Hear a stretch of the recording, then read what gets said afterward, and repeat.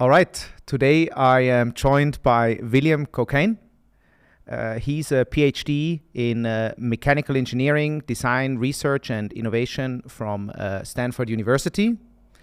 He's the founder of Stanford Foresight, a research forum housed at Stanford University that advances the pursuit of high-impact, long-term innovation for organizations around the world.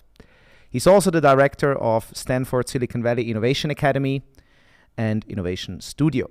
Most recently, and also why we are sitting here today, he co-authored the book Building Moonshots, 50 plus ways to turn radical ideas into reality. And his co-author is Tamara Carlton. And the book will be released on May 9th, 2023.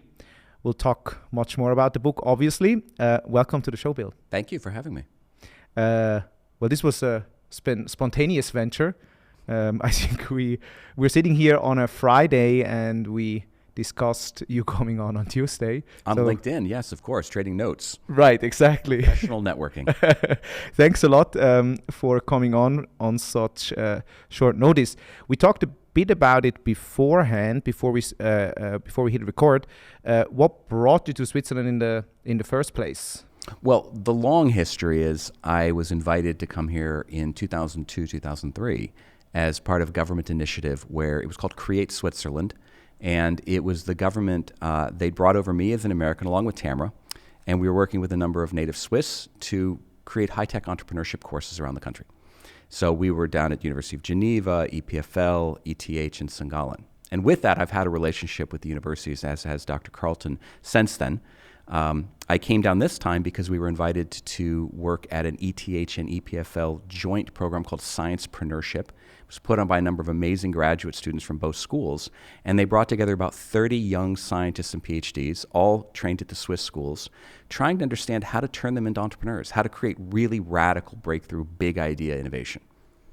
And one thing that struck me is when you talk about yourself online or like in your bios, you always call yourself kind of a techno-optimist. Yes. Can you elaborate on that? Like, what's the opposite of a techno-optimist, and also, like, what makes you an optimist in a sea of pessimists, as it seems like, anyways? Well, and I think you've got it right. I think that the trendy term, at least for old guys like myself, not understanding young kid culture, is doom scrolling, where you can get into a situation where you can just read negative story after negative story. And right now, dystopias are dominating television. Any show on Apple TV or on Disney Plus, there's a dystopia. Something's collapsed in the world.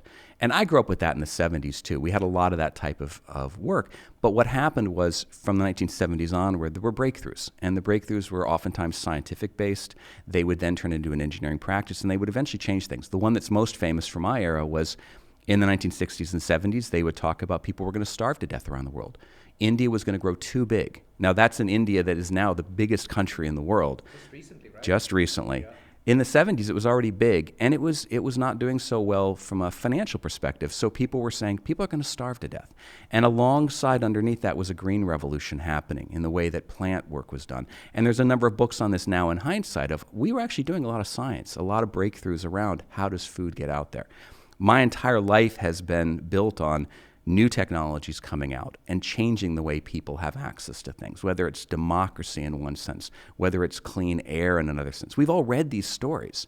Things continue to get better in some way. And the flip side is the technology also causes some havoc sometimes. But from a health perspective, from a financial perspective, from an environmental perspective, air is cleaner, water is cleaner than when I was a kid. So my hope is that if we can take the power of all the young people around the world, every country, and it's not just Switzerland, which of course is at the top of the list from an R&D perspective, from an innovation perspective, but also places like Africa, and we can unleash the innovation down there. Now you're going to have a whole new set of young visionaries coming up. We're going to give them the tools, we're going to give them the financial support, and they're going to start creating the new energy breakthroughs, the new health breakthroughs, the new radical breakthroughs we haven't even thought of yet.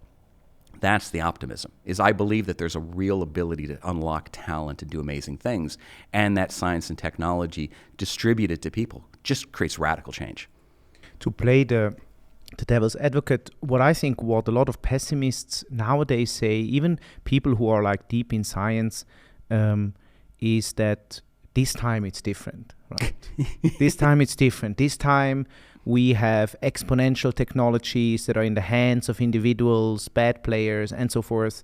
Like, what do you say to this argument? Like, is it different this time, or is humanity to prevail? You know, one thing, for example, to be very concrete, with one example that I hear a lot is that regulations are not fast enough for technologies that are put out there. So, you know, that's a history lesson. And I think I was lucky. I'm trained as a technologist, right? As a mechanical engineer, you mentioned I have degrees in that. I also have a computer science background. I live and breathe for technologies. I love building teams. I love exploring how can we use the technologies to make people's lives better. At the same time, I grew up in a humanist tradition, you know, in a regular school reading history. There's always been a history of technologies in advancing ahead, whether it was oil and big oil back in the day. I mean, America is very famous for all of our trust busting, whether it was what was happening with the oil industry, then later the telecom industry. This was always ongoing. It's always too late. Likewise, technologies always race ahead of democracy. The technologists, the people who are pioneering things, will oftentimes release before anyone's had a chance to talk about it. Now, sitting here in a European setting, you guys have a very different background. Usually there's a dialogue going on. And a lot of this has to do with the way that advanced research is funded in Europe. You guys have much more of what's called a triple helix model. Government works closely with universities, works closely with leading companies. That model means that there's a constant dialogue going on. The U.S. model, much more what you call cowboy capitalism. We've got, if there's some money there, someone's going to do it. And D.C. is on the other coast from us. And likewise, Boston's innovation culture is hours north of Washington, D.C. So this creates this disconnect, I would say. You're right. Technology is racing ahead. Is it different this time? Of course it's different this time. But at the same time, people are the same. So the question now is, how do we align the incentives for innovators to be putting things in the right way for society to move forward? I can go through a whole list, and we do this later. I can send you things from the internet of, here's the people that are funding radical breakthroughs in energy. Here are the people that are trying to fund radical breakthroughs in health. The U.S. government has a very famous organization called DARPA. It was funded in 1957 because America got scared of Sputnik. And across time, DARPA has always been trying to turn the impossible into the merely improbable. They look for the most advanced cutting edge. 10 years ago or so, the U.S. government replicated it and created ARPA-E, Advanced Research Projects Agency-Energy. ARPA-E is focused less on crazy things, more on, we've got a lot of technologies that could turn into ways to make people's lives better energy usage, more efficiency. This group has been funding just an astounding number of young teams. And in this case, ARPA-E's case, you can actually have a team that's part American and part something else. They're a little more open-minded about this. Just recently, they created ARPA-H. This is going to be the health program. So beyond the things you see coming out of Silicon Valley, beyond the headlines of things that are going to take our jobs, there are people in governments, there are people who are chasing really hard problems, who are trying to make the world a better place, who aren't just trying to flip things very fast. That's interesting, because I feel like a lot of what we hear in the media, and at least popular media, I guess, is companies disrupting this and that. So I personally am not that familiar with the governmental side. So how does this work? Like, individuals, governments, companies, how do they work together? And maybe also the differences. I mean, you just pointed it out, with DARPA being one example. Who is putting out the radical technologies nowadays? Like, it seemed to me when I read the history books that the military was always a technological driver. How is that today? Like, who is at the forefront? Is it the government? Is it dependent on certain, the one let's just take the news is in the headlines. So AI. AI is yet again in the headlines, promising to change the world. Now, I'm old enough that AI has done that about every 10 years. And the reason is AI has advanced at radical times, 0 to 1 concept. They were working, lots of groups were working, and then all of a sudden something big happens. AI has done that about every decade, my entire life. In every case, the AI research founded itself in government money. And it's not to say that to discredit any of the researchers or any of the work going on in companies. It's just that so much of that early foundational technological work, there's so much risk involved in it. It's a moonshot. We can say, what if a technology can do this? And then you'd say, well, where am I going to get money from? And across the globe, and notably in part of the American story, the government was oftentimes the first funder, the one who put in non-equity capital, as it's called. They didn't take part of your company. They gave you a grant. And the grant was to try and prove something that no one else believed in. And because of the way it was structured, and ARPAs are the consummate example of that in the U.S. government. They've been around for decades, so they've got a very long history. Dr. Carlton actually is one of the leading experts on DARPA's history of culture of innovation. How did they create this culture and then a bigger ecosystem? And she's actually got a free book on the internet you can find. It was led by the first author is William Bonvillian. He's a longtime lecturer at MIT. I think I might have gotten his title wrong, but he's one of the world's experts on how do these types of leading organizations foster innovation. And the ARPAs of the world foster innovation. And not to just pick on America, the UK has stood up a similar group called ARIA. Then it just recently was looking to hire its first program manager. The Japanese have a program as well. It's called Japan Moonshots, which is part of a long history of Japan's government funding researchers at universities, funding young innovators trying to do things, funding small teams with grants. All of these types of government support exist there. What they don't do is they don't direct the innovation. And this is where what I call the Western American model, that differs from some of the more European models and some of the models in Japan, where in the US traditionally, the government doesn't set out the goals. The government sets out some ideas and says, hey, we've got some money, would you like to help? So a young person can go to the US government and say, I've got a really great idea. And depending on where the idea fits, is it totally Horizon 4? It's impossible today. That's where DARPA might come in and say, well, actually, we've been curious about that too, and we think it's time to try and see if that's still impossible, or whether there's some breakthroughs coming. Not today, and this is where the moonshot idea comes from. This is what we documented in our book, because this concept of long view, of being part of an innovation journey that isn't going to start and end with one startup or with one set of IPOs. These are a lot, and you find these visionaries all across the world. That's what's so fascinating, right? The 30 young PhDs I was sitting with last night at ETH's AI Center, they're doing work in bio, they're doing work in energy, they're doing work in learning sciences, things that aren't just going to turn into a quick flip startup. Now, they could start a company up and make a little bit of money, but these are people who are going to be on a journey. So if you imagine they were all on average about 25 years old, they're going to be doing this for at least another 40 or 50 years. So I want to influence them and say, look at this long view.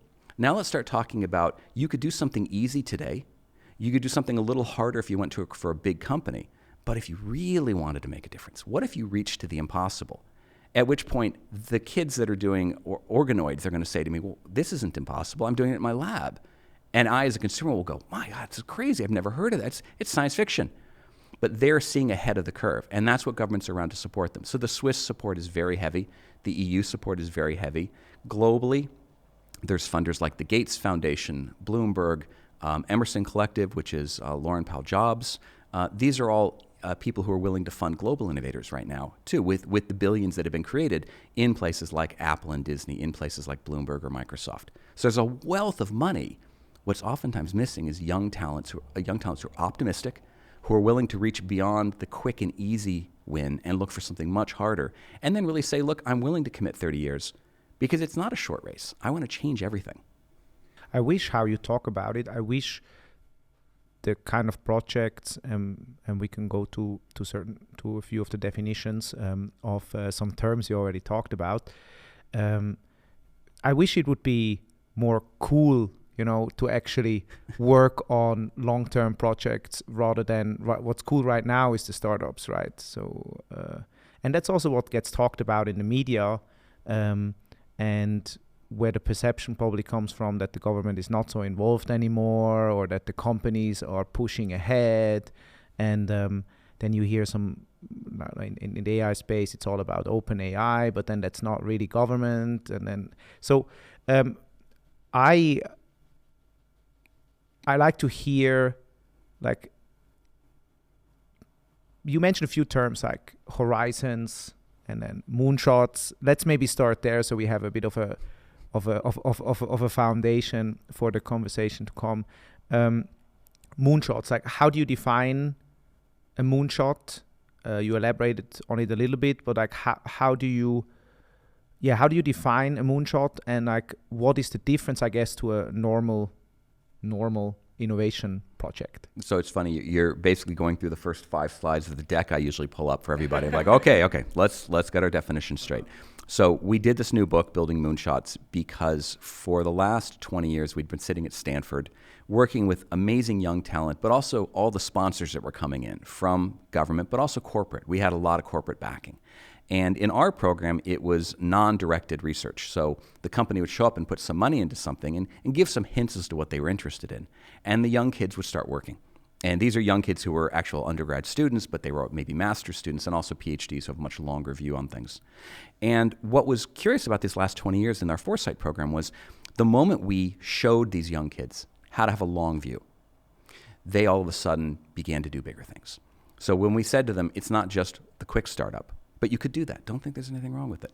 But Horizon 1, easy startups. Horizon 2, you've got some new ideas. Horizon 3, research and development. That's what we traditionally consider a PhD program, or when you look at corporate R&D. That's where new ideas are being turned into a potential product.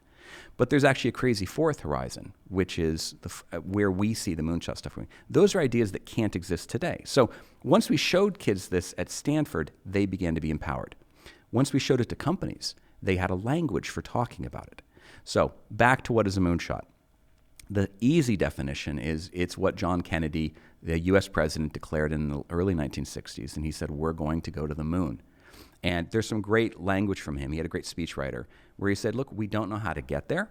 We don't know how long it's going to take. We're going to have to solve insurmountable problems, things that we don't actually even know how to approach today. But we've already got a basis of science and technology, so we know it's not completely impossible. So let's go on that journey together. And it was a challenge he laid down in the early 1960s. Now, curiously enough, he said in the next decade we're going to do it, and they actually did. The world got to the moon by 1969 by solving just a number of things. And this wasn't one field either. This was things going on in aeronautics and astronautics. This was things going on in life. How do you keep people alive in a tin can up in space? How do you bring them back? And it was all these fields coming together to solve a vision that wasn't achievable at that time. So this term moonshot has had a vernacular. It's been used in the language for many years. It's people who want to kind of say that, look, it's at the border of the 4th horizon. We're not exactly sure how to define it. We're not exactly sure how to get there, but we know that it's probably possible. So energy breakthroughs have been going on for decades. Fusion is one of the ones we're looking at. People have been exploring it. There are credible research centers funded by the government. There are credible researchers who staked their entire career on it from when they were young 20-year-olds. Now they're gray hairs like me. They've been working on making this breakthrough happen because it isn't impossible. We know that we can do it. We just haven't been able to control it yet. And along, let's say, the last 20 to 30 years, these people chasing this energy moonshot, underneath them, all these other people have been innovating. So if you imagine you were trying to control your new science project in 2023. You're trying to create a new energy source. Think about the technology they started with 30 years ago, and you go, oh yeah, I remember my computer 30 years ago. It was like an early Macintosh. Like, wow, that was underpowered. Now, today's technology, other fields have been innovating alongside them. You're going to have all of these new controls theory. You're going to have a lot of new material science. All these other people have been innovating next to you. So the moonshot is this realization that we're going to aim for something that may look impossible today, that may require a lot of breakthroughs to get there, but the payoff is huge. It's probably going to have a technological underpinning. Technologies are a tool. We know how to, and technology, by the way, is just embodied ideas. It's how someone says, I have a crazy idea, and you say, well, let's build it. That'll prove that we can use it, and now we can scale it. Because once I can build one, I can make 10, and I can begin to distribute them. So technology as an embodied idea, now we're going to say, okay, so moonshots again, has to be far. We don't know how to get there yet. It's a world-changing vision, and it's probably going to be built on technologies. What that excludes is the easy, quick startup. It excludes, and no offense to Apple, it excludes the iPhone 14, 15, 16, and 17, because those are products, and they're great products, but they know how to get there. So it's just those are product cycles. they've been talking about doing some breakthroughs for a while. We keep hearing that Apple may be chasing immersion. We've heard that Apple may be chasing glasses. I would put that in kind of that soft moonshot space, because I don't know how they're going to do it.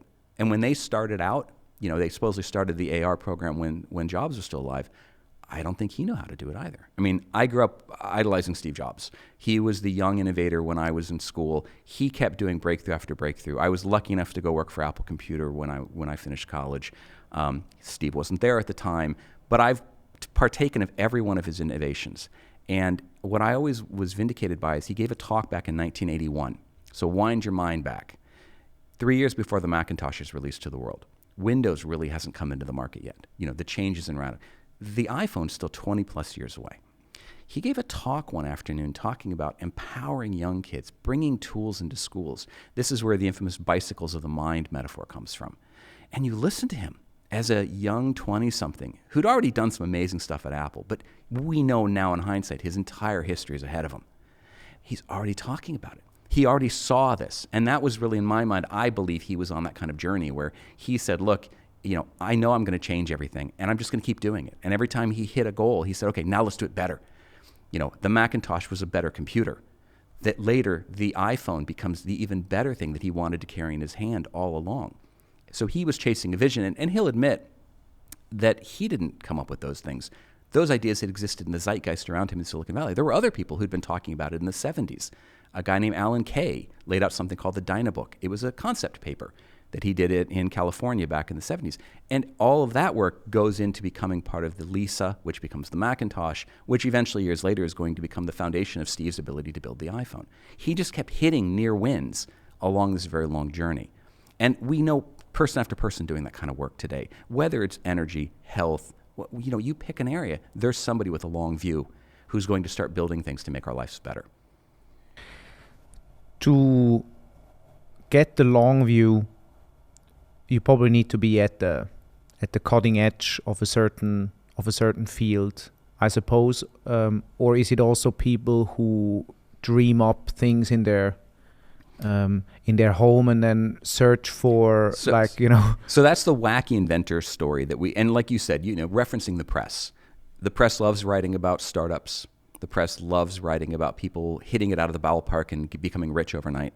They also love writing the crazy inventors, crazy professor story.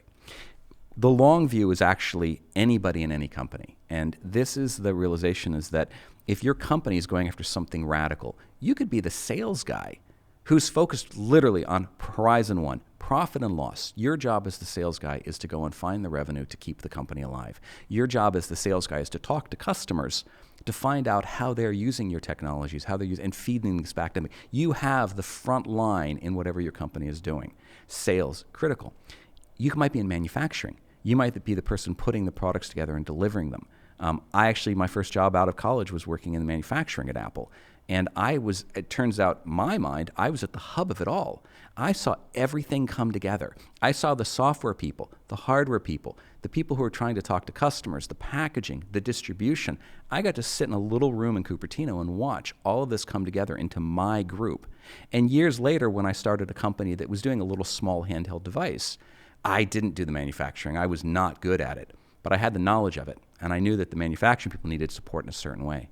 So everyone in an organization, everyone, whether they've got their own ideas or not, can take the long view. They can join it and help. They can say, well, I just really I want to be part of the organization and I want to be the sales guy. I want to be part of the organization who builds new products for people and gets it out the door. I want to be the person with crazy ideas, and of course at that point you have to communicate them a lot. How do we get the ideas spread around? So long view is more a way of understanding things are coming, which gets back to your early question about optimism. Once you say, okay, I can have a long view, which means that it might not be working today, but I bet someone's got an idea. So how do I help them do it? Could I finance it? Should I go back and get another degree? Should I go and help this team? Maybe in my part-time, they're doing something really amazing. I could help them. Maybe, and again, my old story, when you're the founder of a small startup, you learn very quickly that as the founder, no matter what your title is, your job at the end of the day is to clean the trash can. You've got to make everyone else empowered.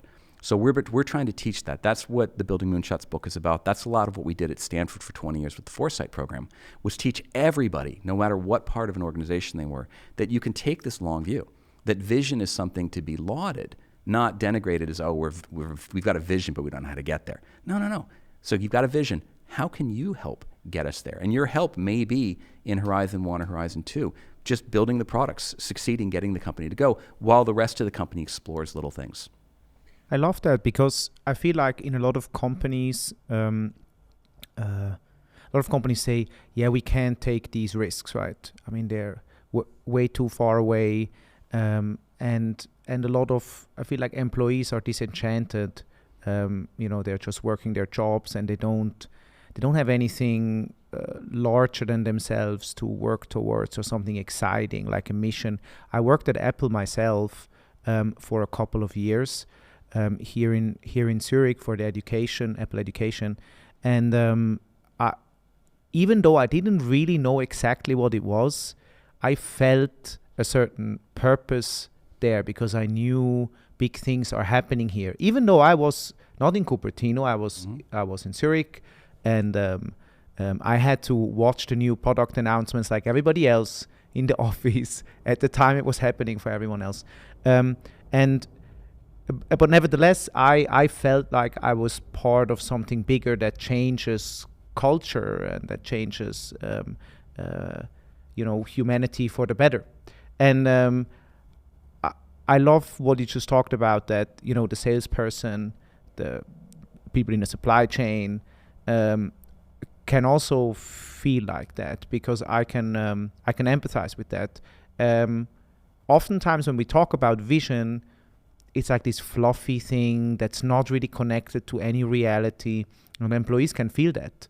So when you talk to founders or innovation teams, like what do you tell them how to be more effective in communicating, or even like launching projects like that? Because all I ever think when I think of a Moonshot project is like a small little team somewhere outside of the company. Little skunk work. Exactly. They don't get secret building. You've got it. You've got the story exactly right. The first thing is we started teaching the younger crowd at the universities to have a long view, to understand what it meant to be a vision-led company.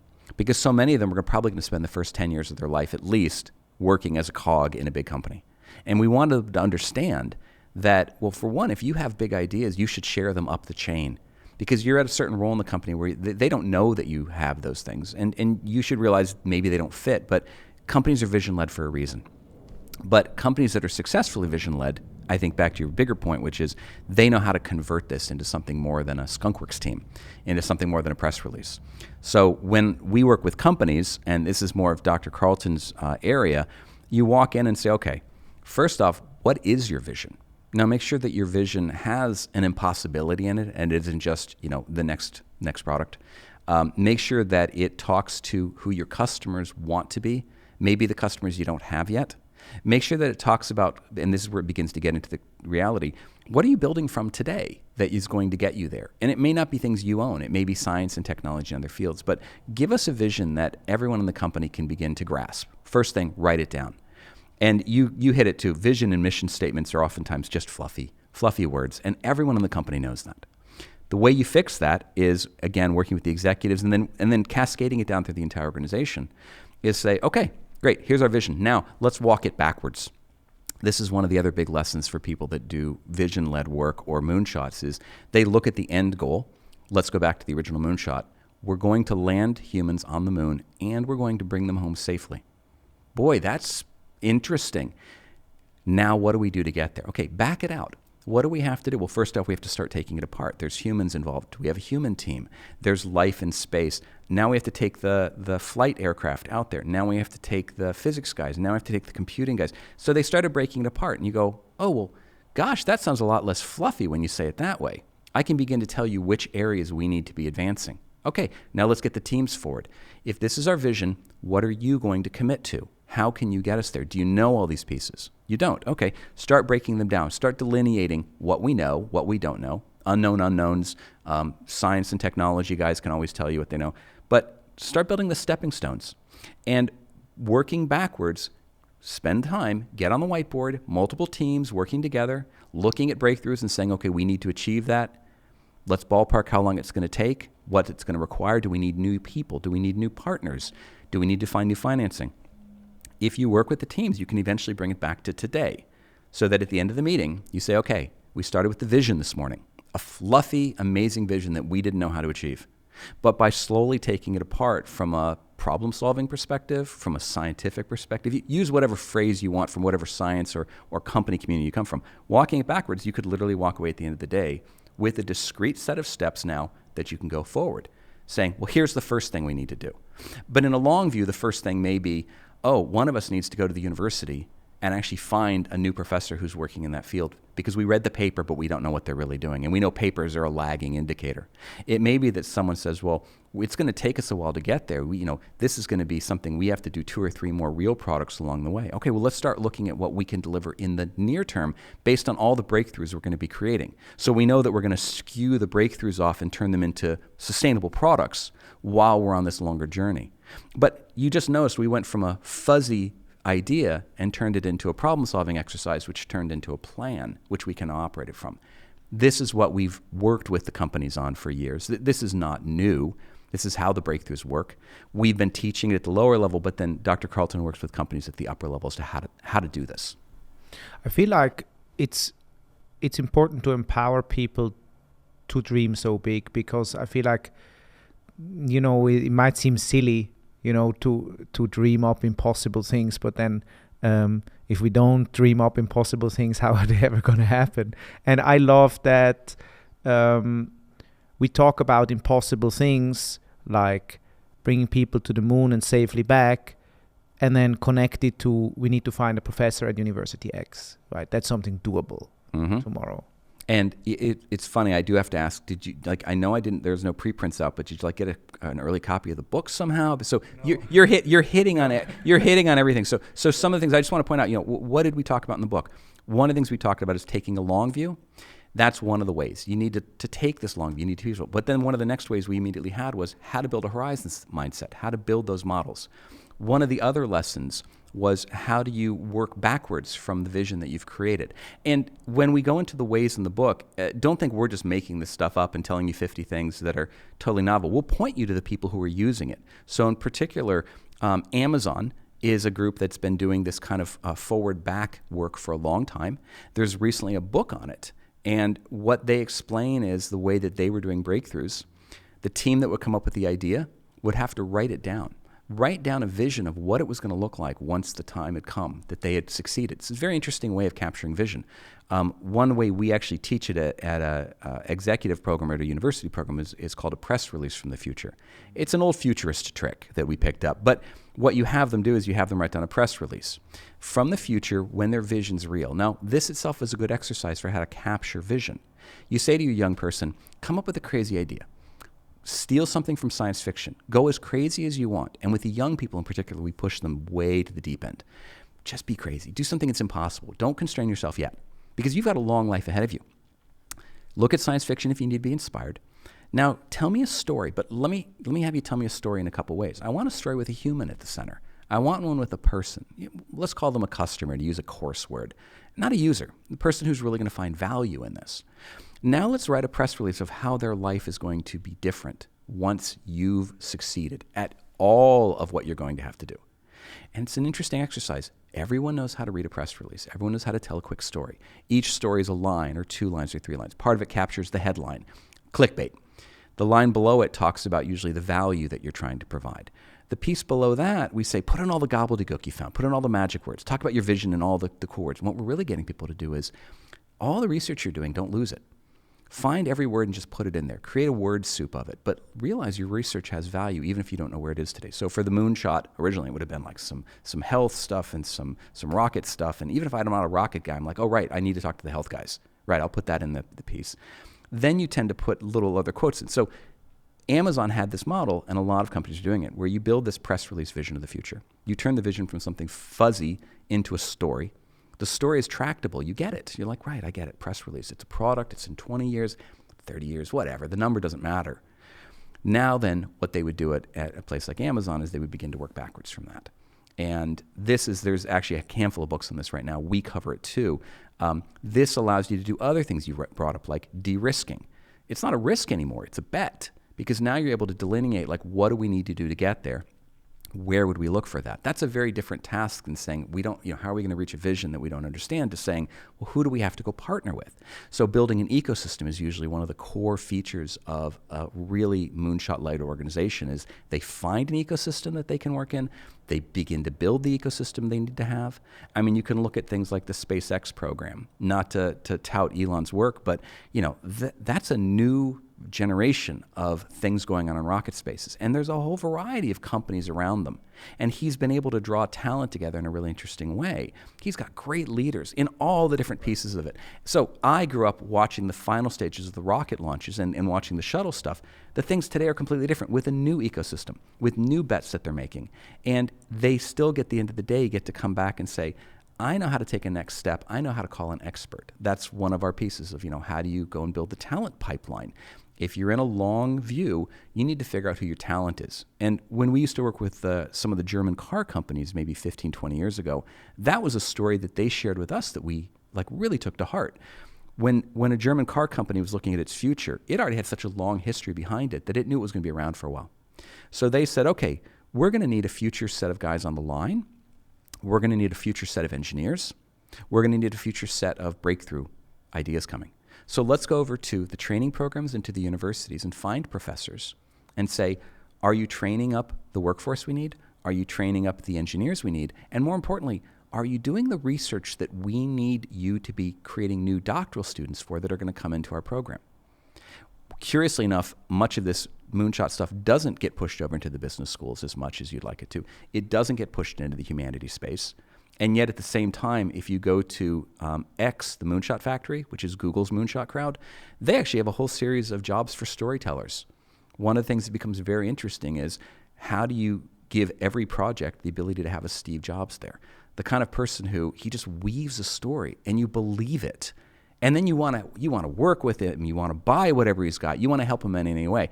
I grew up idolizing Steve in part because of his evangelism ability, his storytelling, but he told good stories about where the future was going. And I, as a consumer, wanted to be part of that. And I had the same experience you did, joining Apple as a cog in the machine. I might have been in Cupertino, but I was in the non-sexy buildings and the non-sexy groups. But I was joining because I said, look, I think the company has the people to do something big. And it took decades. I mean, every breakthrough was still a decade later. And we're seeing that now happening in the car industry finally. After decades of really great technology innovation, everyone's been doing interesting things, little things here and there. Now, all of a sudden, every car show, we're seeing leaps in what car companies say they're willing to do. Now, many of them are still devolving back to building internal combustion engines around a big metal frame. But the vision isn't just of that in 10 years. The vision's now of maybe autonomy's there, but not completely. Maybe it's a buddy. Maybe there's new multimodal energy. Maybe there's a new ecosystem where the cars can work with each other. Those are not now science fiction anymore. They're now much more reality. You mentioned science fiction a couple of times. I mean, I'm a huge fan of science fiction. Books like Three Body Problem, Foundation, even Snow Crash, Ender's Game, all of this. But The Martian, I think, wasn't that a scientist that actually? Yeah, of course, and it's kind of made up too. But all science fiction is storytelling. So yeah, but I almost feel like how you talked about the press release. Exactly. Like a science fiction book is like a very in-depth, well-told press release. Could be a very well-written press release for certain technologies. Like, are there companies who are actually, paying writers in a way to? This is an old part. So the key when you're working at the startup is they tell you to get your pitch deck ready. What you really want is your profit and loss statement. You want to know who your customer is. Okay, so they tell you this, but the pitch deck is a story. And if you go to other types of organizations that are funded by like the DARPAs and the ARPAs of the world, they don't even get to the pitch deck because the pitch deck is too much heavy lifting. What they get is something called a quad, which is just 4 little quadrants on you get one piece of paper, but it actually gets to a little bit towards where the pitch deck is going. They show us a picture of the future. Tell us the 3 things you need to get through as a breakthrough. Tell us kind of what you're going to bring with you. So it's simpler. Even simpler, humans tell stories really well. And most of us cannot tell science fiction stories. Most of us do not have the ability to put on radio shows or build movies.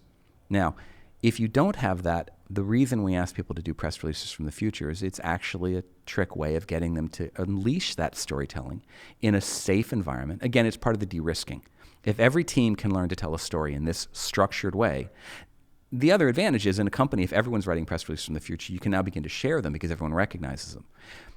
When you go to the real extreme, let's build a vision of the future, and for communication purposes usually. Communicating internally, what do we hope to achieve? Communicating externally to partners, to funders, to new potential hires. There's a long history of this. Microsoft had a group called Envisioning. If you go to YouTube, it's getting much harder to find these days given YouTube's growth, but if you go to YouTube and look up Microsoft Envisioning, you'll actually get a series of videos they did, and it was a team dedicated inside of the company that was mixed from two groups actually. One of them were senior people from the engineering business who'd kind of stepped out of their core roles and were working in envisioning for a while, bringing competence in software development, how products were made, their real abilities, into the envisioning group. And the envisioning group were professional people who knew how to look very far, create the story, and then begin to create the plan. They're kind of moonshot experts. And together, they created a series of very high-quality videos, what are called corporate vision videos. You find them, and I challenge you to go look at them today. Most of the videos were done about 10 years ago, I think, at this point. And they've aged really well for 10-year-old videos. It's still visionary. Those are more recent ones that you can find. And when you look at them, they're embodied science fiction. But we call them corporate videos because what's with a company bias? They show customers. They show what would look like a business tool. And you go, well, are they going to sell it soon? No, they don't know how to. In the 80s, it was a very big thing to do that in Silicon Valley. Apple did a series of corporate vision videos. Sun Microsystems used to do them. There's still a collection you can find. It's mostly gray hairs like myself who, we know where to sneak and find them on YouTube, or we know where the videotape is.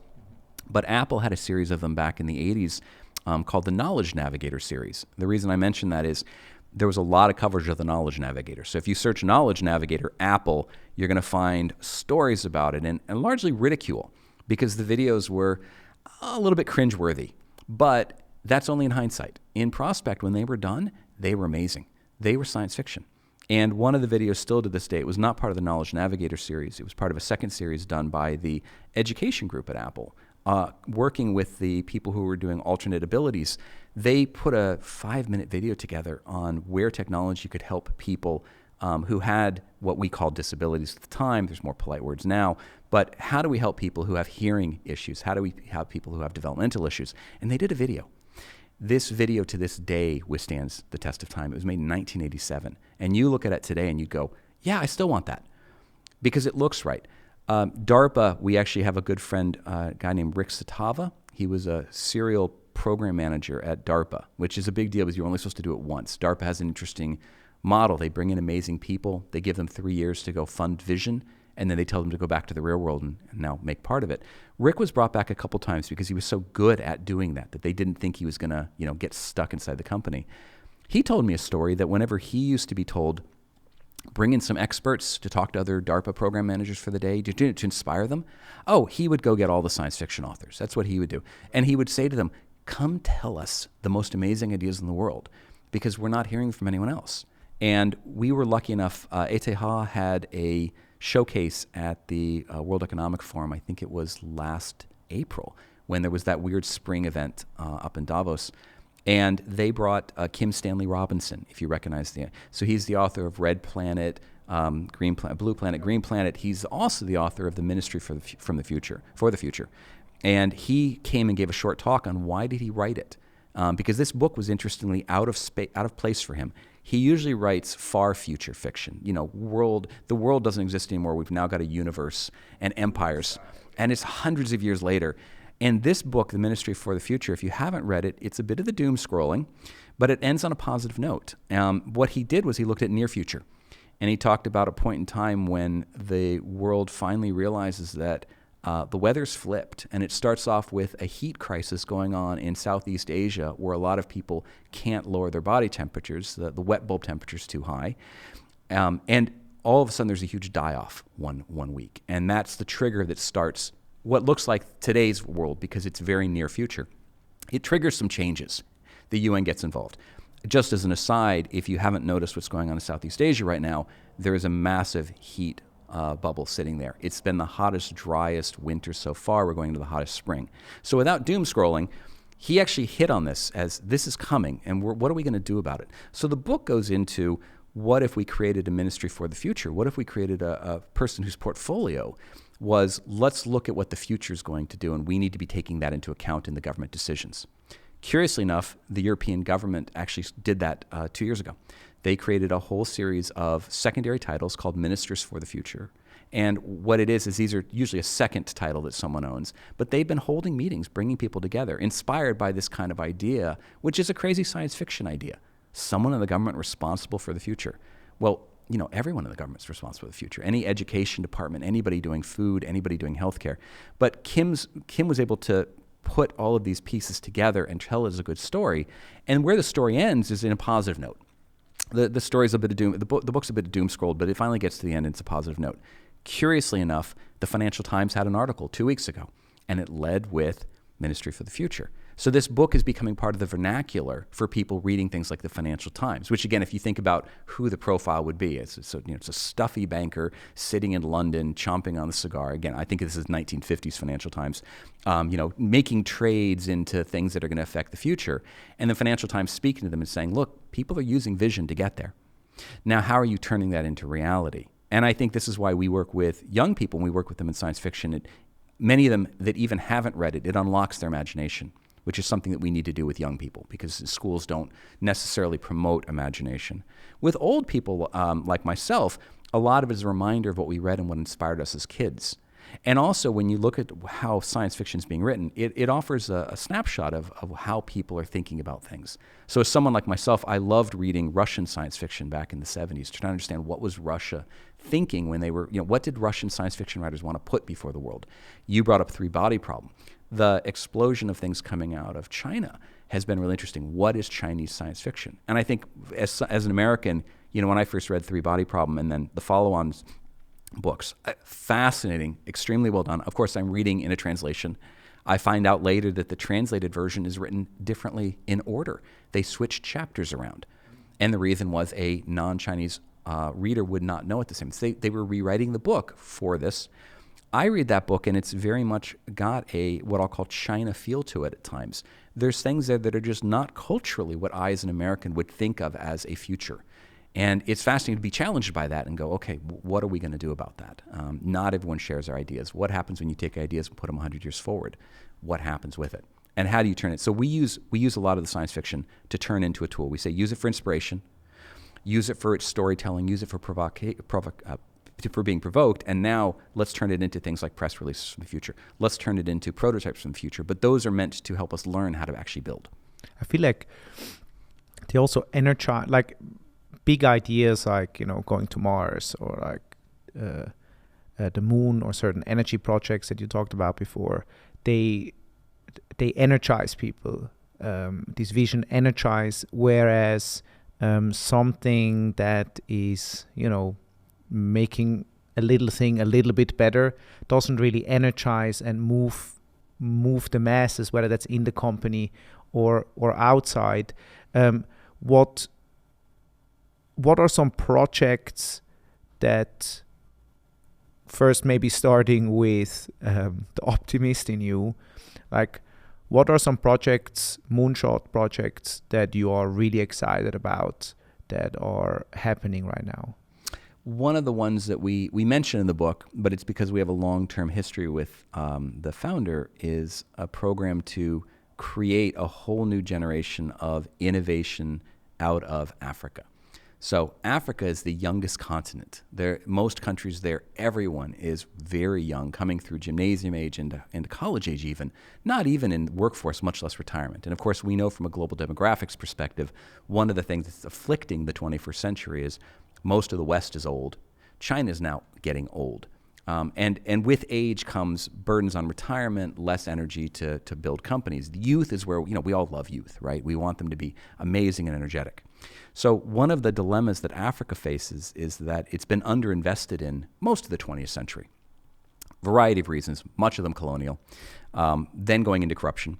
And again, I'm an American talking as an outsider, but this is how you look at it. It's had an underinvestment from an educational perspective. Yet you have this pool of young people who do amazing things.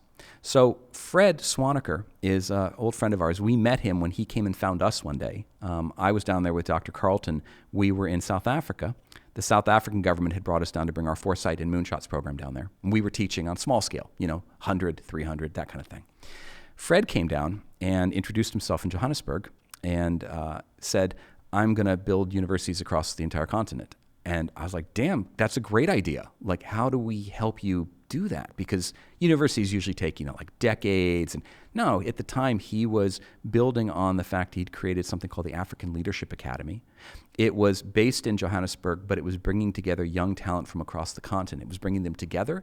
It was putting them into the kind of high energy environment that we oftentimes tell stories about, like, oh, then the kid went to Harvard and that's when they met right people and they learned to think this way. Well, they were doing it at the high school level, the gymnasium level at the African Leadership Academy. And Fred was being looked at, and a lot of people were saying, well, shit, he did a really good job there. What's your bigger vision? So he started creating a bigger vision. And the bigger vision was, I'm going to unleash the innovation talent of all of Africa. I'm going to build the next generation of African leadership. Part of it was driven by need.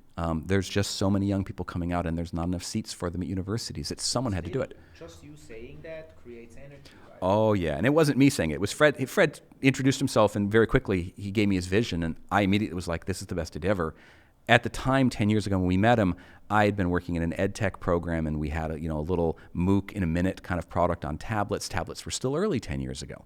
MOOCs were still early 10 years ago. So he and I met because he was looking at using technology. But he was also looking at financing.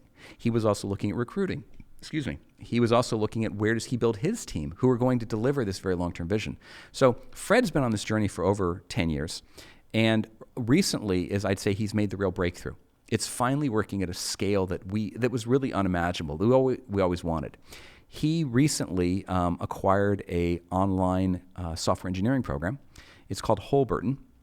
It's based out of San Francisco and Silicon Valley, but the founders of it are like serial education people. They had been doing this over and over again. So he brought a team in that itself was trying to change education.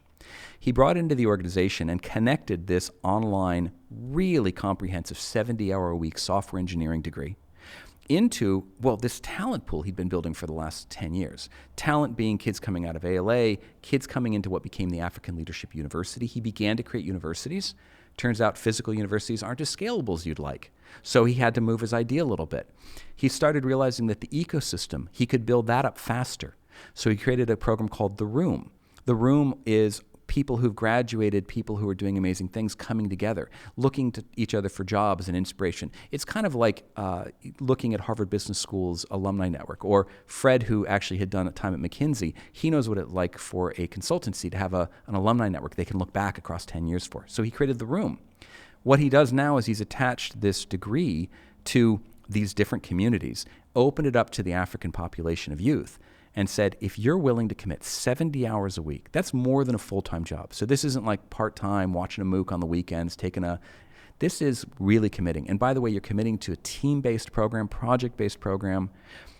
If you commit to that, he will give you a software engineering degree. He's going to pay for it, which of course now all of a sudden unlocks a huge access to talent in Africa because the economics are all inverted compared to the Western world. Fred, at last time I heard publicly stated, there are over 200,000 students working through it. I've met a bunch of these kids online. They're astounding kids who normally I wouldn't have ever met because they would have gone somewhere, they would have done something I would. So now they're being unlocked. And Dr. Carlton and I were lucky enough, we're giving them a series of talks. We did a fireside chat with Fred last week for The Room. We had over 500 people in attendance. It's available for recording for them. 2 days ago, we held a workshop for them where we showed them some of the Building Moonshots tools, the biggest issues we showed them, how to capture vision and horizons, and then how to write a press release from the future. And we're actually asking any team that wants to submit it to us by Saturday night. And on Thursday of this coming week, we're going to run a workshop where we're going to take a couple of teams and work through what they gave us with everyone else in attendance and saying, okay, let's work through this one team's vision and how they would turn it into a practical plan to actually start delivering on it today as a young person in Africa. And likewise, for all the other teams in the room, think about how this affects your idea. And basically, we're trying to scale our teaching. If we get up to 500, we're good. Fred's working at over 100,000 right now. But think about it, 100,000, 200,000, 300,000 people a year. He eventually, I think, wants to get to 2 million graduates a year. And, I come from a normal university. Wow, 2 million. We graduate at maybe 2,000 people a year. So you'd have to have how many universities? I mean, here we are talking about ETH or EPFL, or we can talk about Stanford. I'm at a university up in Sweden, Blekinge Technical Institute. These schools generate tens, hundreds, maybe thousands. Fred's trying to scale that, and he's beginning to deliver on it, but it's taken 10 years. It's very much been a moonshot journey, and it's not done. The number of youth in Africa who aren't going to have access to education still is astounding. So who else can come in and join in this endeavor? And there's people across Africa doing work like this, and it's going to continue. But the nice part is, from a vision perspective, the reason when Fred first told me the idea, the reason when I'd gone to South Africa was when I looked at the demographics for the world and said, we need a new generation of innovators. Where is it going to come from? Well, let's look at the youth. Where are all the youth? They're all in Africa. Okay, how can I get over there and help? Because maybe I can do something, and that'll make my life better in 50, 60 years, because we're going to have cancer breakthroughs and we're going to have energy breakthroughs built initially from teams of Africans plus Swiss, eventually be teams of in Africa with Swiss just desperately trying to get down there to be part of the amazing breakthroughs, because it's going to shift. And this is also, I feel like, when you talk with people about such large latent potential that is basically waiting there to be unleashed, it's just such a different story that you're telling than when you're saying, I'm building a school, versus like I'm trying to educate 2 million people that can join the workforce, that have energy, that are not, I sometimes joke that in Switzerland, people are very comfortable, and then you go to university like everyone else, and I don't really know what I'm doing, like, let's see, let's wait. I bet the potential, but also the energy down there is much different. No, the energy here, you got the right part. If you talk about it with, we're taking a first step forward, we're going to build a school, we're going to raise money, that becomes something that's very tractable, and we all go, okay, how could I help you? That's great. You just let me know. Maybe I'll write a check. Maybe I'll show up for the kickoff. If you start with the vision-led part, which is we're going to radically change how education is done. We're going to educate and put a metric on it. This is one of the big things we find with people that lead Moonshots, is they know how to put numbers on it. Numbers that astound us, numbers that we can throw darts at. I mean, again, back to Elon, we all know the times he promised huge numbers of sales and he missed them. But we could then tell how far he'd missed it by and go, actually, that's not bad. Right. Exactly. So when Fred put a number out, and he gave a really good talk at the Skoll Foundation online, you can find it on YouTube, where he talked about, here's the number of young people in Africa, and here we have to educate them. The number was astounding. And then he said, we're going to do these huge numbers. That inspires you to sign up for this very long journey. To say, okay, so I actually don't have anything to help you with today, because you're doing things, you've already got the whole team, you're doing something in Africa, but I want to be part of this vision. How do I continue to be part of it? How do I add my energy to it? Here in Switzerland, let's just talk about Europe also as broadly. Lots of Europe is very comfortable. It has a social system that really supports people, cradle to grave, and notably at the youth side of it. They come through the university systems. They kind of walk through it knowing that there's going to be a job at the end that's really going to be pretty good, and they're going to have a good life. And yet, you get young people who have these amazing ideas and begin to inspire other people. We have a young woman, not Swiss, she's actually out of France, comes through the top universities. I happen to meet her in California. She's aero-astro. She's an engineer, and she's actually leading a group now called the Spring Institute. If you look them up, their stated vision is to put forests on the moon. And you kind of go, oh, that's actually woefully impossible today. Near term, she's actually got a program coming up on one of the next European Space Agency's rocket launches. And you go, wait a minute, for forests on the moon?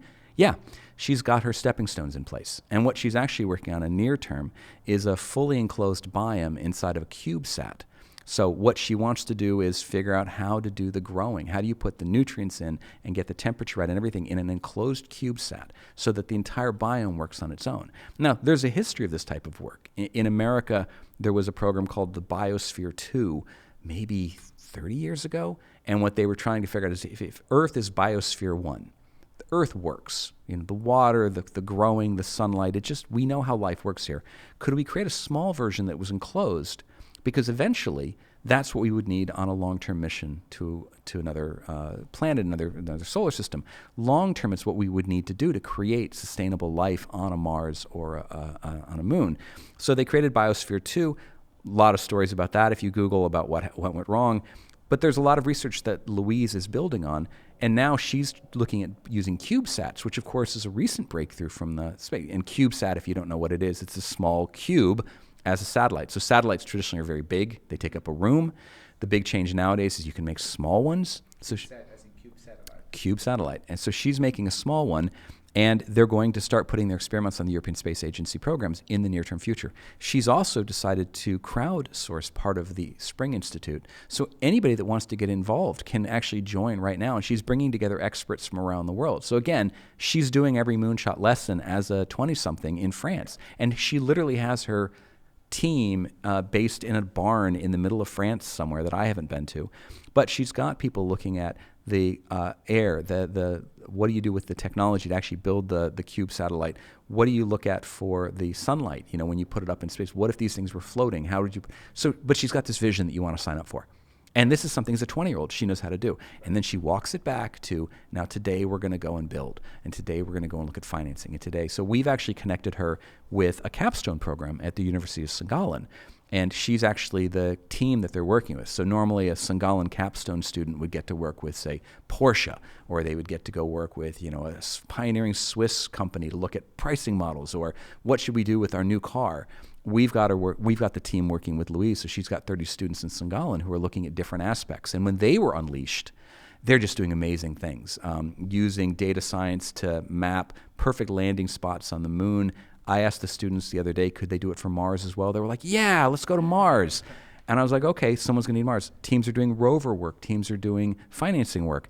All of these kids are learning to see with the long view of how could they commit with their young knowledge, with their young experience to these bigger visions. And the hope is all of these teams who graduate of St. Gall or ETH or EPFL, all of a sudden, even if they just go and work for a Swiss manufacturing leader, they've got this long view in mind. So they know that when...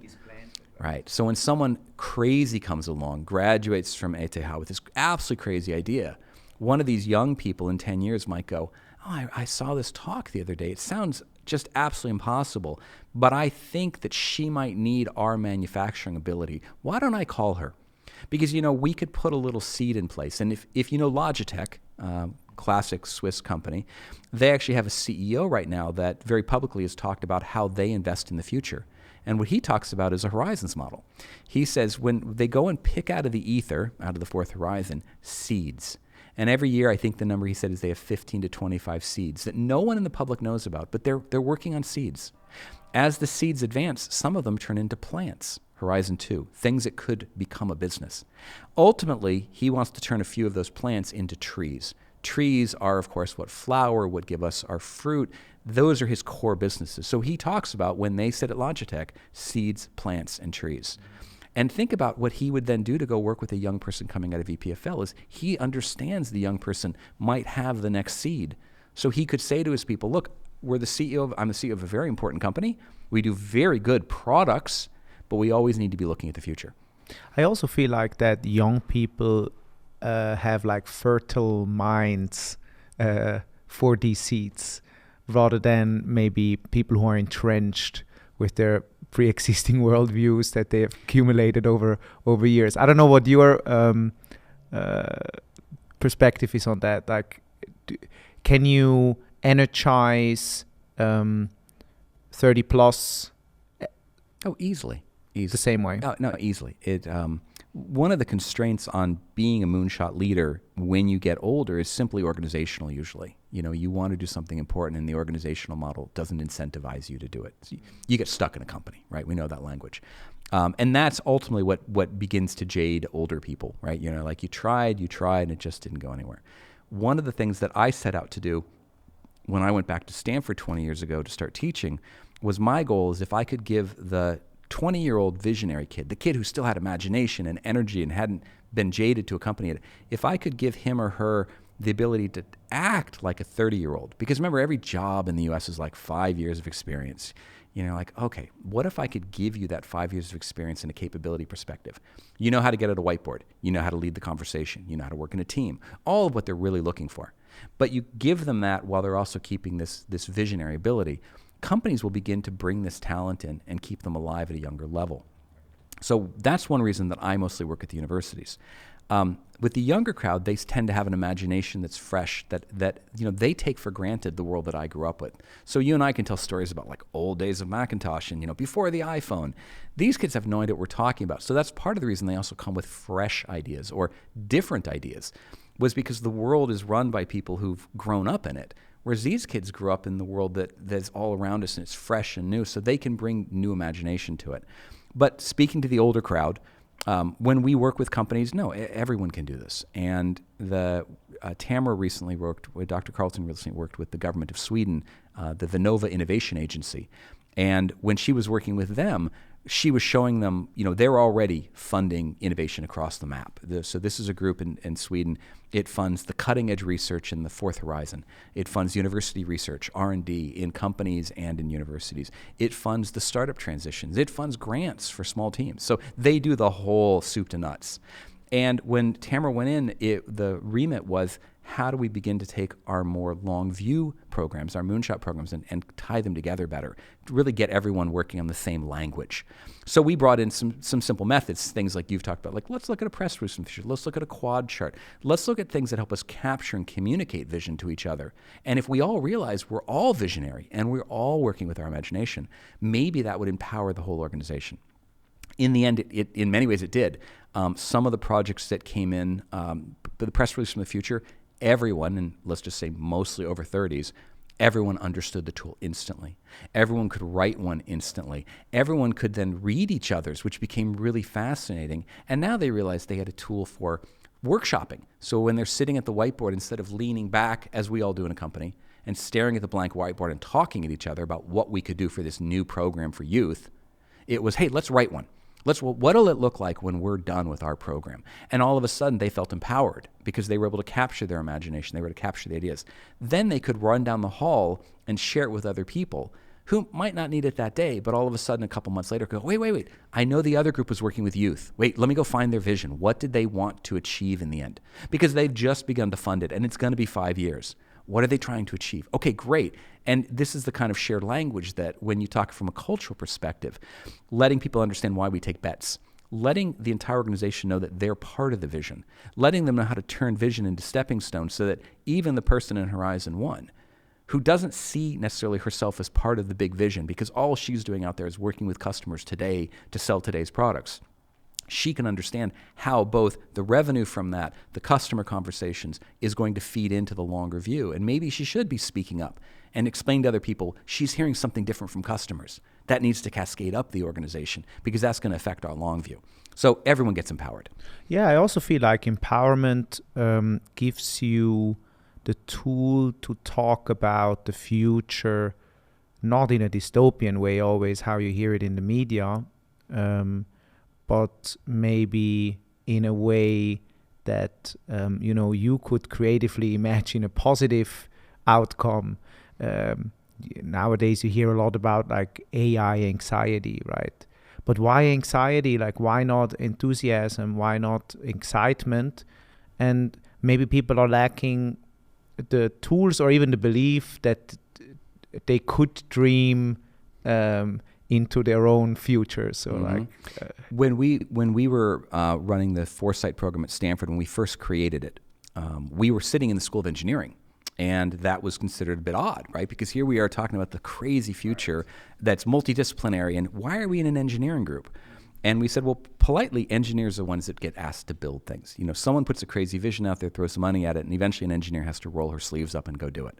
So Dr. Carlton came up with a phrase, what you foresee is what you get. It's a play on a very standard American line, which is what you see is what you get. To take it what it is. What you foresee is what you get was really that belief of, well, if you want to read the dystopian literature, that's fine, but you're going to end up with dystopian outcomes because you're not imagining where things could go.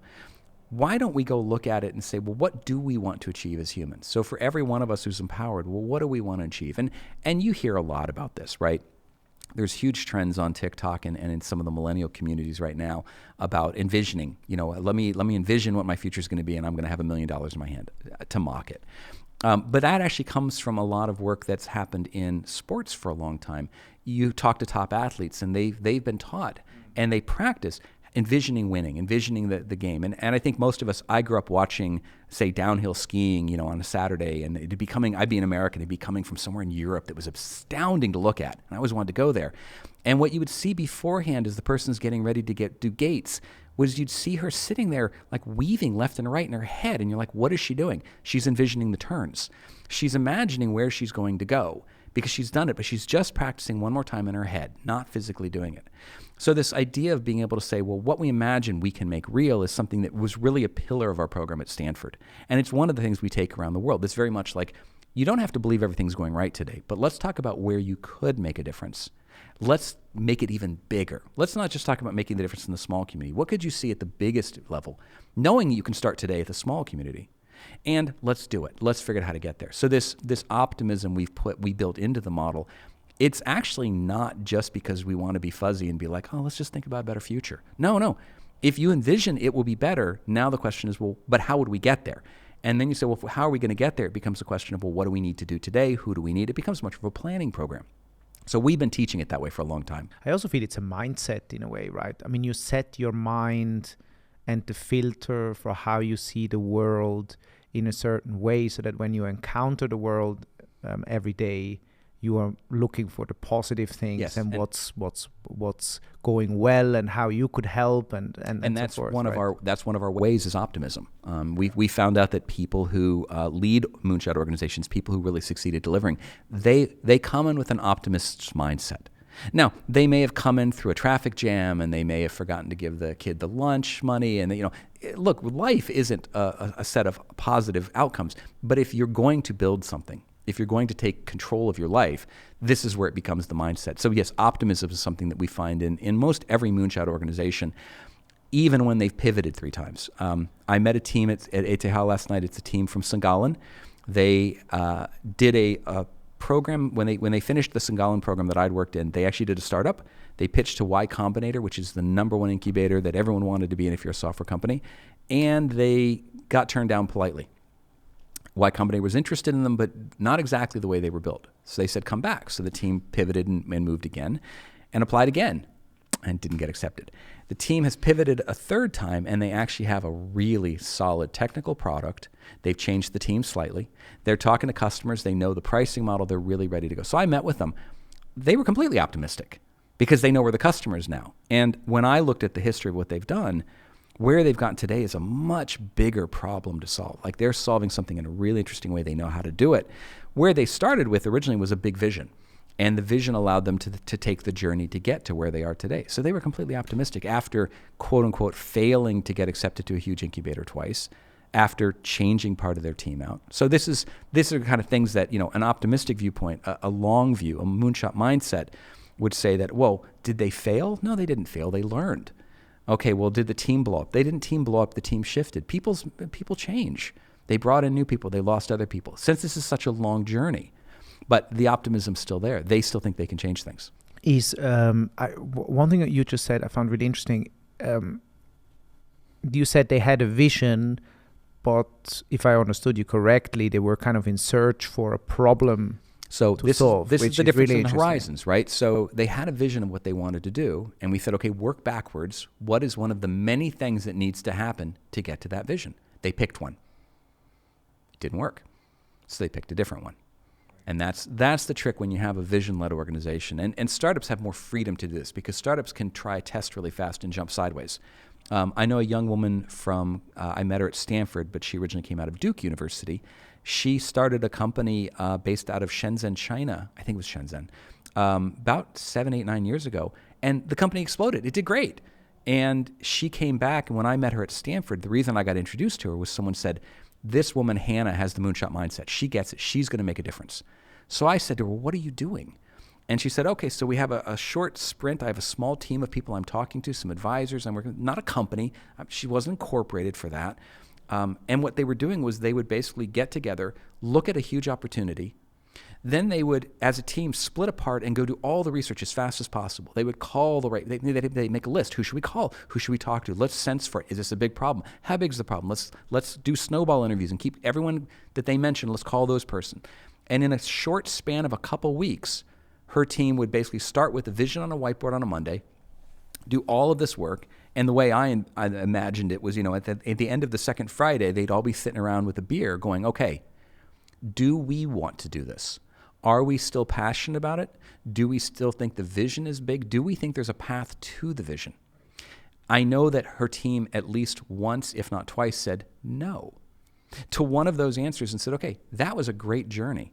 Now let's look at a different one.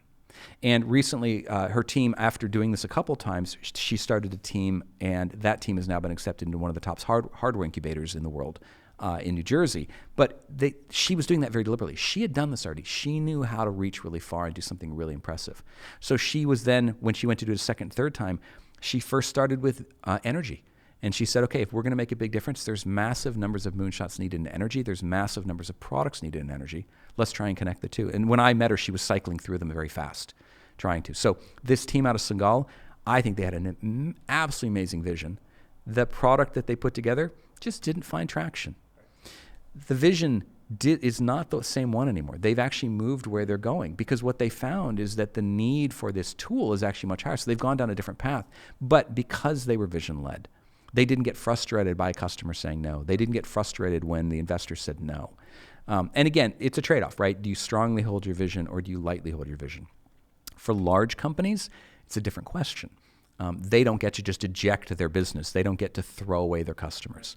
And that's where you have teams, the classic book out of IMD down on Lake Geneva, Blue Ocean Strategy. So if you ever read Blue Ocean Strategy, it's basically a discussion. And if you haven't read the book cover to cover, do it. And if you think you read it, do it again. Because every time I open up, I'm like, oh, right, they talked about that. Oh, they really had a good model of how do you find big blue oceans? And the blue ocean strategy is basically how do you pick something out of the fourth horizon that no one else is seeing, but you have the capability to sail there first. I read the book. I wasn't connecting to such a long time horizon when I read the book. It doesn't have to be. Because so the fourth horizon doesn't have to be, this is one confusion. Whenever you see horizons, usually people, and I'm drawing on your table right now, whenever you see horizons, you usually see them in futurist literature, where they're like, okay, the first horizon's the next 5 years, the next horizon's the next 5 years. And you're like, that's artificial in some ways, because it might happen faster and it might happen slower. From an innovator's perspective, from the kind of people who want to make a difference, horizons are a way of thinking about the kind of steps we need to make. So what can we do today, Horizon 1? What can we do, but we need to invest a bit of time or effort into it? That'll be Horizon 2. What a company would call new business development. Customers exist. They know how to buy our product. Nothing needs to be invented. We just have to decide if we want to do it. And that's actually where startups get accelerated. That's where venture capital really thrives, is in Horizon 2. There's no science to be done. There's no breakthroughs we're waiting for. We're not waiting for No, we just need to ship the product and scale it.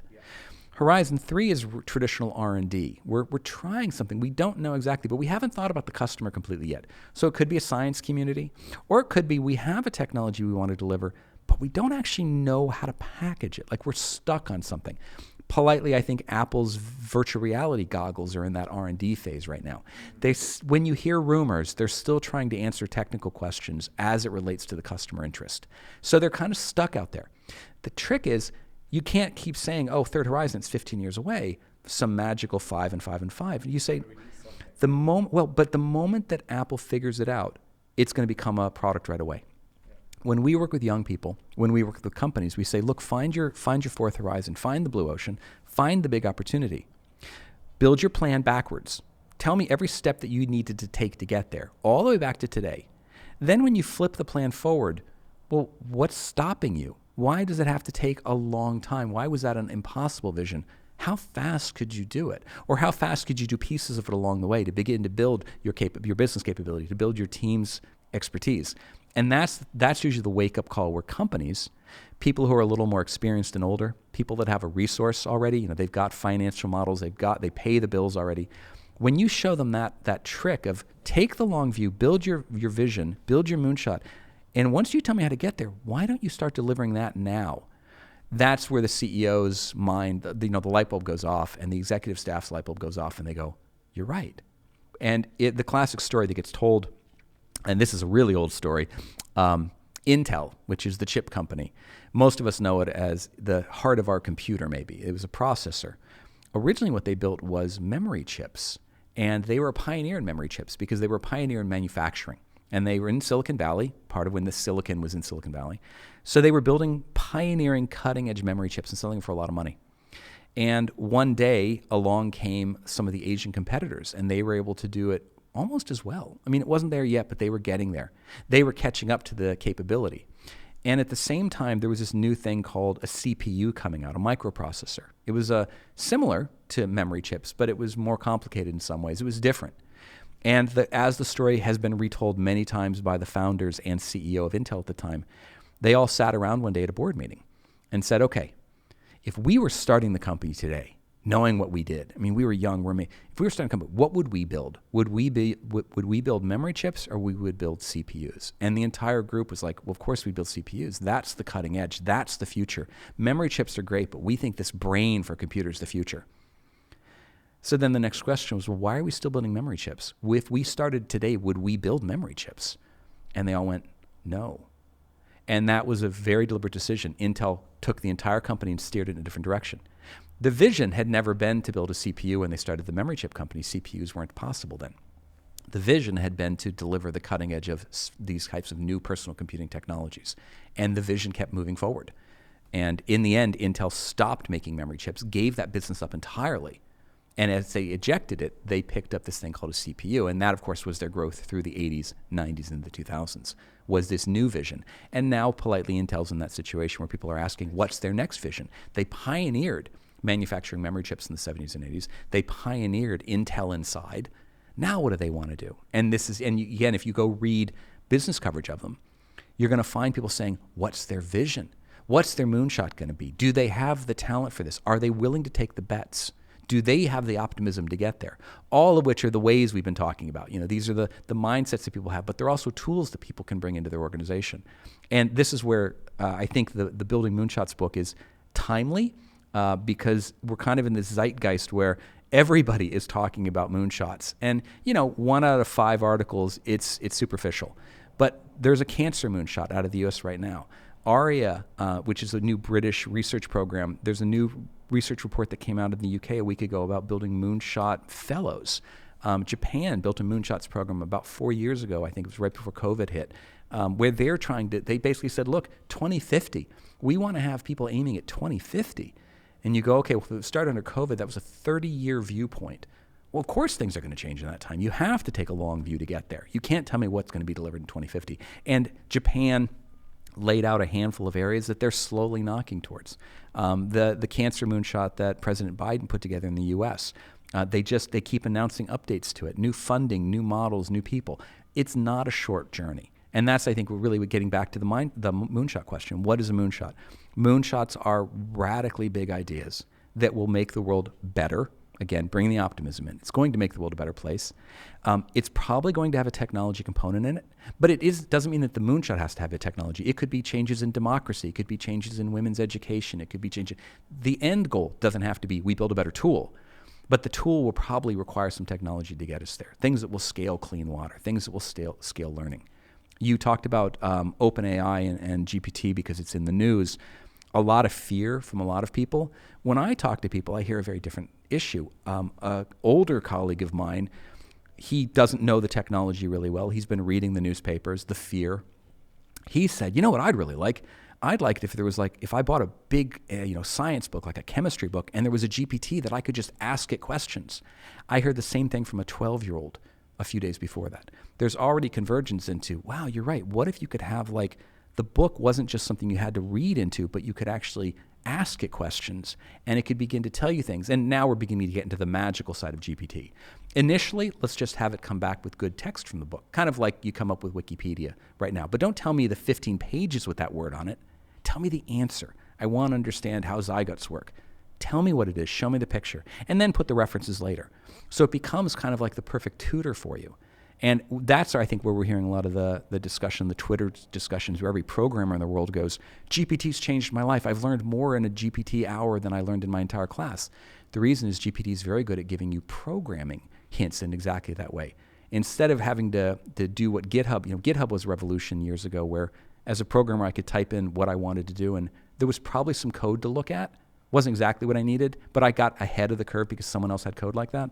GPT is the point now where I can tell it what I want to do, and it can give me back pseudocode. And then I can go, oh, right, I wouldn't have done it that way. I hadn't thought about that. And this is what, imagine this could do it for chemistry. Imagine it does it for physics. Imagine every poor kid who doesn't think they're good at math, who now has a personal tutor at their side with infinite patience, can re-explain the problem 20 different ways, can re-explain the problem and over time learn which examples work for this student better. And you're like, wow, we've talked about personal tutoring for decades and we never knew how to scale it. And you mentioned Snow Crash. I don't know if you remember the second book that Neil Stephenson did, or the one he did after Snow Crash. It's called The Diamond Age. So the Diamond Age is the one that I've actually held up I love Snow Crash, but when the Diamond Age came out, that was revolutionary to me. One of the things in the Diamond Age was he talks about the subtitle is a young lady's primer. And what they meant by a primer was it was an educational book. In the future with nanotechnologies and amazing AIs that don't exist even today, a young rich girl was given a primer by her father, who was an engineer, who'd built this, and it would learn with her. The AI would build the stories over time, and every time she turned a page, it would be blank, and the AI and her would write it together. It's a crazy idea, and I heard it when I think I was like 23, 24, and I was like, that's what I want to build. I want to change education in that way. I want to have that kind of dialogue. So one of the things I've been doing as an unskilled version is when I create classes, my classes don't have the traditional testing. My class is a dialogue, and I want to co-develop the entire dialogue with each student. So like, tell me your idea, let's move it back right. It's the best of teaching, but it's wholly unscalable. In the book, they actually have 2 other copies made, each of which is a devolved version of it. It's a ripoff. And in one of them, they actually put together other people. So it was like, well, instead of having an AI, why not have a person talking?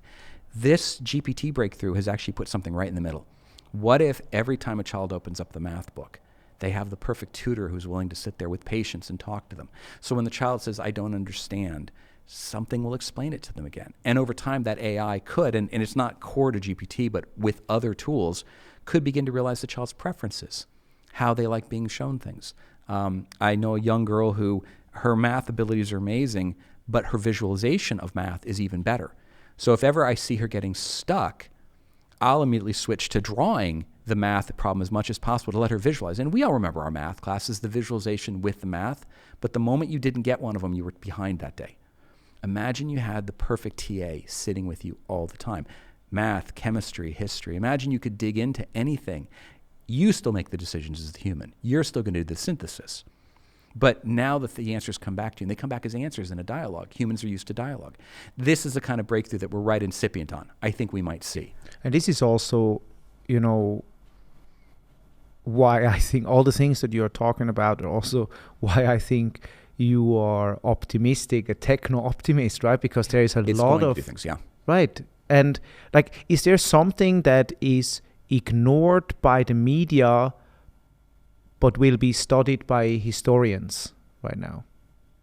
I think that there's a book, and I'm trying to think what it's called. I think it's like Star Builders. I can go look it up. I've got it on my Kindle.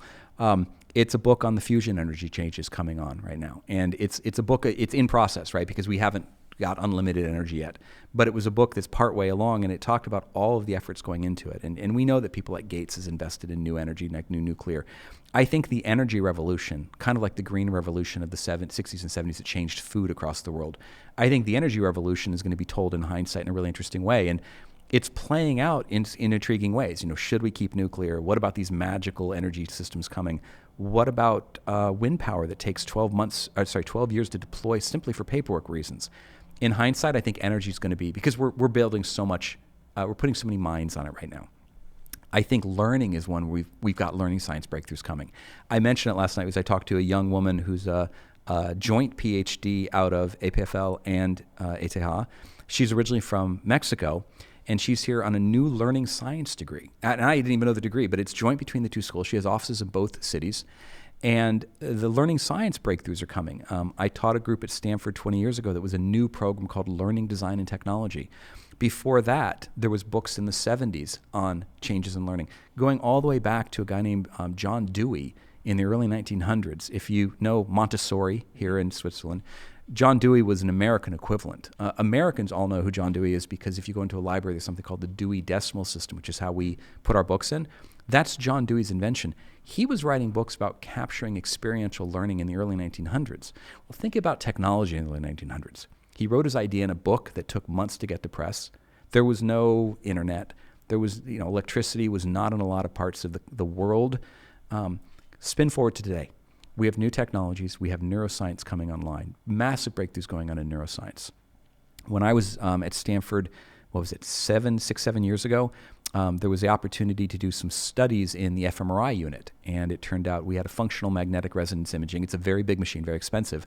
There was a handful of them at Stanford for doing brain studies, and it turned out they had like 3 or 4 or 5. Needless to say, the researchers had to extend out their research. It would take months to get enough samples in there to do something. 2 years ago, I was meeting with one of the new junior researchers. He's absolutely astounding. And he's like, oh, yeah, we're going to the fMRI today. And I was like, oh, really? How many have, like 10 now? He's like, no, we have like 70. And I was like, when did that happen? All of a sudden, overnight, they're doing 10x. And that's now going to become a tool that any university is going to have.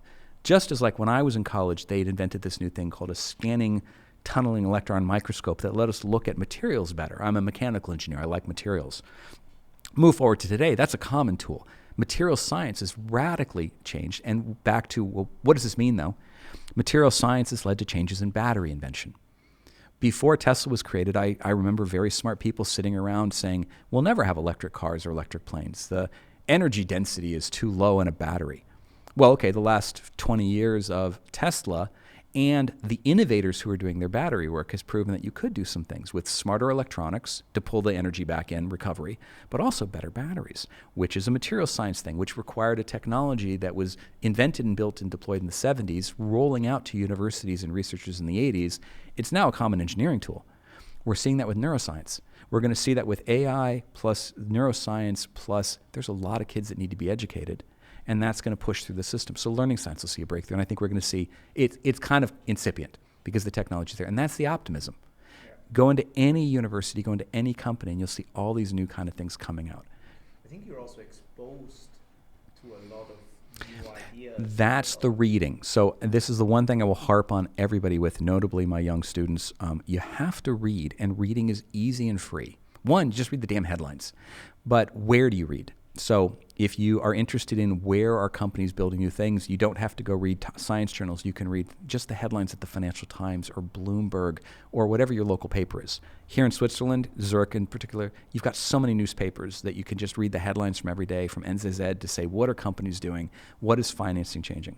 If you want to look for more young people doing ideas, there's a wealth of places you can find what's going on in the universities and the school systems, whether it's your local newspaper or look at MIT Technology Review as a magazine. I mean, and I grew up reading, right? So I grew up in the 70s and 80s before the web.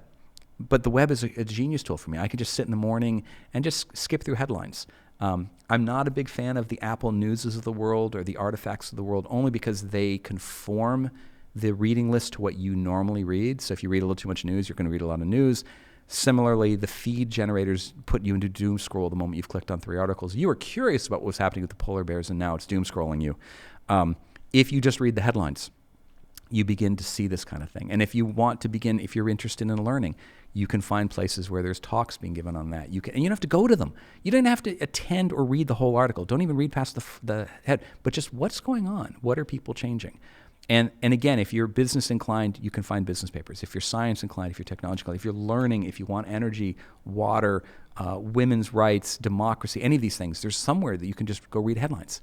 And that begins to give you this feeling, okay, there are smart people, much smarter than me, doing interesting work. I don't necessarily have to help them. They're going to continue to do the work. Something will come from it. You might have hit on it already, but I like to end the show with a challenge for the audience. People who are listening or who are watching, is there something that can be a mindset change? It can be something like you just mentioned with reading up, something concrete that you would like to give out as a challenge that people could do or think about over the next weeks or months, and whoever is inspired by that will maybe go out and we create a little ripple effect. That's the challenge for the day. So by nature, I'm a whiteboard person. So I could immediately sketch something on the whiteboard and say, okay, here's our challenge for the day, and let's do it. Using the narrowness of what I'll call radio, the piece that I would say is really interesting. You know, you could talk about imagination, stoking your imagination, how you do it, but that's hard because you need feedback on it. The piece that I actually would leave builds on the conversation we were just having about how do you continue to be optimistic? How do you continue to be inspired? How do you find this? Curiosity. So one of the things that we actually have, it's one of the early ways in our book, how to become a moonshot leader. You have to constantly be curious. And curiosity is something that politely is beaten out of us in schools. Curiosity is great, but today we have a test. And curiosity is great, but tomorrow you have an assignment due. And it's the assignment that we assigned you. So as you go from being a child where the entire world is interesting to being a student, things begin to get pushed to the side. And what I'm a big fan of is, how do you stoke your curiosity? So in places like Zurich or in Silicon Valley or in Sweden, where I spend a lot of my time now, going to universities and seeing what they're talking about is just kind of interesting because they'll have open talks. It's intriguing. Going on the internet and looking at TED Talks is always just an interesting way of doing it. Going and finding a newspaper or a magazine or a source that you didn't know about is easy. One example I'll give that is just this kind of discreteness. Robots are fun. I love robots. I have no ability in robots. I've never built a robot. I can kind of understand the technology. Every week, there's a web page put up on what's called IEEE Spectrum. It's a website for nerds. It's a technical site for IEEE's electrical engineers. But every Friday, they have a web page, and I think it's called Robots Friday. And all they do is find videos from around the web of robots doing interesting things. And they post the video. So it's a link to the video. No articles. It's a posted video. And you can then go watch the video. It might be a young researcher. It might be a scientist. It might be a robot falling over. Video Friday, and they have, so here you could look at that. They'll have, and the part that I love about it is every time I meet a young person who's doing electrical engineering or robots, I send them this webpage because it's fun. You don't have to read anything, you don't have to do any work, it's just fun. So instead of spending a few more hours on the internet watching YouTube videos normally, which we all love, you get to watch these and they're kind of interesting. And whatever topic you're inspired by, look at the curiosity border between I really love sailing or I really love what's going on in music and who's got new ideas, who's trying to push the limit. I think the jazz community is a classic for that, right? There's that one DJ on the radio on the jazz show who all they'll play is new stuff. And, for anybody who knows jazz, there's always that fight. Well, new jazz is always bad. Or not, right? Because you're like, but old jazz was fun. And, when you're listening to the classical station, you don't expect new classical music, but there are people doing new classical music. So whatever your passion is, if you can stoke the curiosity by looking for the front end of it and then looking one step sideways. And I can tell you, I can end this. There's a show tonight, I think, at one of the clubs downtown. And I was just looking where I might go for some music. And it's a woman who does spoken word poetry. But also then after that, she's going to be working with it sounds like a jazz ensemble when they play, but she's doing spoken word poetry on top of the jazz ensemble. And the style of both groups is punk, which is what I grew up with. So I was watching her stuff on YouTube and I was sending it to everybody. I'm like, what is this? This is the most interesting thing I've heard in years. And, I remember the spoken word and I remember jazz and punk, but they were doing it in such a clever way that I'm like, I got to go to the show. And, it's going to all be in German, and I don't hear the German. And I'm like, it doesn't matter. It's just the energy. And then the next question from a curiosity perspective, who the hell else is going to go to this show? Is there a huge community of punk, jazz, spoken word in Zurich that I don't know about? And that's going to be just following the curiosity, stumbling through link to link to link, and finding whatever inspires you. And that's the real key, because once you're willing to be curious, you stumble into things. You stumble into people, into new ideas. You stumble into the good ideas. And that's one of the pieces. That's one of our ways is, be curious. I also feel like curiosity is kind of a muscle. Like once you keep on walking around and lifting your head once in a while and looking around, metaphorically speaking, I feel like you get used to that, and you get used to maybe follow a rabbit hole that might not be in your field or not productive or not for entertainment purposes, but literally just to follow your inner kids. And the part is, the tools are built to do that right now. So, you and I are here today because you were looking at a feed and you happened to see things from ETH, and I happened to be in one of the links, and you reached out, and I was like, yeah, hey, you've got a great podcast. I'd love to go to your podcast. Oh, great. I've got time in my schedule. Let's talk. I don't know who you're speaking to. But I'd love to chat because it's going to be interesting. The tools are made for that. I mean, the internet's just a genius tool for curiosity. And one side of the rabbit hole is you go down the negative stuff. Find a couple of things that are interesting and new to you this week. The big one I usually tell people to is, in the old days, find a magazine that's interesting. And thank God, if you're in Switzerland, it's really easy to still find magazines. They used to be bigger, right? But, just go to one of the kiosks and just look at what's on the shelf. I mean, I'll put a reference out there. As I actually did this with a student last quarter. I was sitting around with a student at St. Gallen, and he said, I'm a student. I don't have time to be curious. And I said, okay, what are you doing this weekend? He's like, I'm going to Zurich. I said, okay. Take about 20 minutes, get on the tram, go down to a shop called Monocle. It's down in Seefeld. They have a bunch of magazines, and the people that are there are professionally curious. They love this. They run radio shows. They've got magazines, but they've got a magazine thing there. Go buy a magazine that interests you. Grab your coffee and just sit there for a while and see who talks to you, and just see what you find in the magazine. Watch what everyone else is reading. I said, just spend. So I just threw that out, and I'm thinking, yeah, like a student's going to listen to his professor, right? That's never going to happen. I get this curious text on Saturday mid-afternoon. He's like, oh my God, I'm at Monocle. It's so interesting. He's like, people are talking to each other. I'm like, yeah, that's what cafes was you put your head up and down. And he found a magazine or two. And again, for someone who's 20 to have to pick up a magazine is a fairly novel thing. But he was in that right culture. This is a space like the old days. It's a bookshop. It was built for that. And then they have radio. And if, I'm a big fan of listening to some of their podcasts only because they've got a news show that they take a very curious view of the world. Last week, Sweden launched its biggest war game in ever, and it's going on for 2 weeks, and it has people from across the NATO contingent. It's called Aurora. They spent a whole part of one of their shows talking to people in Sweden about why this was being done on the day it was starting. It was timely. It was interesting. They talked to their people. And at the end of the moment, I had just enough that I wanted to look more. I could go look in the Doggins. I could go look in the Financial Times and find out what was going on. Then they jumped to another show. So podcasts, I think, have become a very interesting, but deliberately find something outside your normal curiosity. Yeah. Go one step aside. And it's a very easy task. Go find a magazine. Go find an article in a newspaper. Open up a newspaper you didn't read normally. And if you're technically inclined and are looking for moonshots, go look for a technology journal. And there's a million of them. Wired Magazine, MIT Technology Review, IEEE Spectrum. There's a source out of America called Issues. It's a magazine done by Arizona State University on what could be the changes in education and democracy and how people work with things. And it's amazing. And it's free. They post everything for free, which is just fascinating to me, right? They're giving their knowledge away, so you can steal it. So be curious. Be curious. There you have your challenge. Go out, read a magazine, sit down and flip through it and let your curiosity roam. Thank you very much, Bill. As we said, on May 9th, your new book will come out, Building Moonshots, 50 plus ways to turn radical ideas into reality. Is there any particular website or any particular social profile you want people? The website's really easy, buildingmoonshots.com.